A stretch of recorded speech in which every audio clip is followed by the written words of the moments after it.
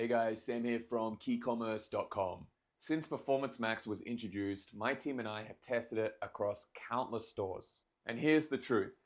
PMax isn't always the best choice. Sometimes it can cost you more than it makes you. In this video, you're going to learn when PMax works, when it doesn't, and how to decide if it's the right campaign for your store. If you set this up wrong, you might be burning cash instead of making sales. Let's make sure you get it right. First, let's talk about the 3 big benefits of using Performance Max. The first is automation. The developers built PMax to optimize itself through machine learning. Once you've set it up, there's a smaller amount of work to do on your end to make it better. It's already learning the best ways to show your ads and who to show your ads to.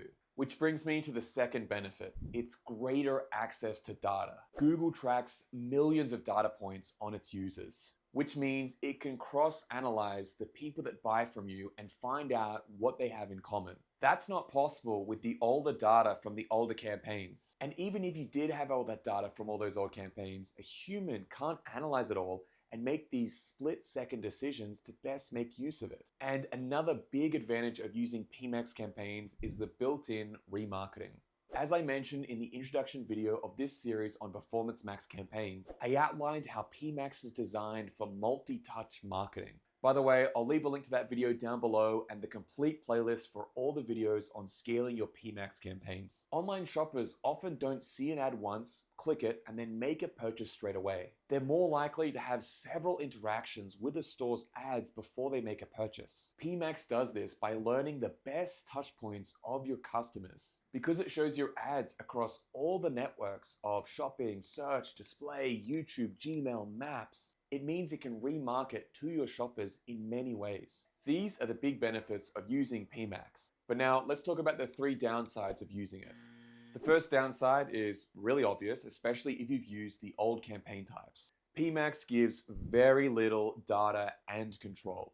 If it targets the wrong audience with bad keywords and the wrong ads, you'll see poor results. And the worst part, your money is completely gone. And yes, it's as frustrating as it sounds. A second big downside of using Performance Max campaigns is they can disrupt other campaigns in your Google Ads account, even if they're performing well. In most cases, PMax gets priority over other campaigns, which means it steals their traffic.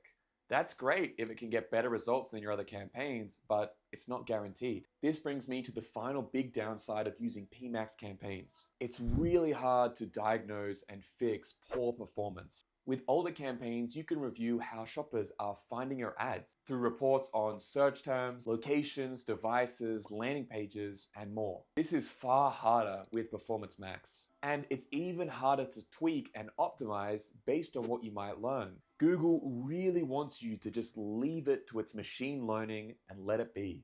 So, given these benefits and these downsides, should you use Performance Max for your e-commerce store? I'm going to help you decide that right now with these 5 questions about you and your e-commerce store. Keep in mind, there are no absolute truths with Performance Max, but these guidelines will help. They have served my team at KeyCommerce in deciding whether to use Performance Max or not. 1. Is your brand well established or relatively unknown? Better known brands generally perform better with the broad reach that Performance Max has. On the flip side, if you have a relatively unknown brand, you may benefit more from building awareness with other more specific campaign types. 2. What's your average order value? We generally find that average order values under $40 don't perform well with Performance Max. Now, not all the time, but enough to take it into consideration. 3. How diverse is your product catalog? The spectrum here is having a single niche, low diversity product to having thousands of products across hundreds of product categories, high diversity. With a low diversity catalog, you're generally better off with the older campaign types. On the other hand, PMax generally works well for more diverse product catalogs. But in that case, it needs good product data, leading me to my 4th question. How good is your product data? Many stores don't realize that they have this problem, but it's a really serious one. Product data includes all the details Google understands about your advertised products. By the way, we cover product data in far more depth in our other videos in this Performance Max series, so go down below to check the link to watch the rest of these videos. In order for Google to show your product to relevant searchers and audiences, it needs a great product image, a descriptive product title, a product category, and things like size, colors, materials, and so on. The better the data, the more able Google is to show that product to the relevant searches. Okay, final question, number 5. What is your budget and your current sales volume? PMax grows best with a lot of data. That means 2 things. First, you need to be able to buy enough clicks for Google to learn. Secondly, you need to see enough successful conversions for Google to optimize towards. In a nutshell, we recommend you spend at least $50 per day and be able to generate at least 1 conversion per day. If that's not possible, as a minimum, you're better off with the other campaign types. Guys, I hope this gives you a sense of whether or not you should create a Performance Max campaign for your e-commerce store. Let me know if you have any questions down below. Looking forward to seeing you soon. Bye for now. Make sure to check out our other videos. This one here might be especially useful for you.